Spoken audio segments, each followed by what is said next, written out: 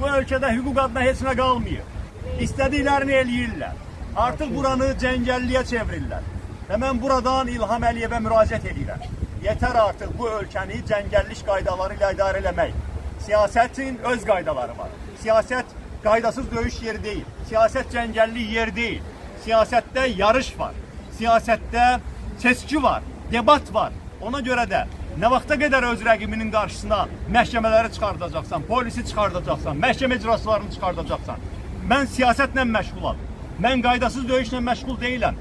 Mən Azərbaycan Respublikasında yaşayıram, cəngəllikdə yaşamıram. Ona görə də siyasətin öz qaydaları var.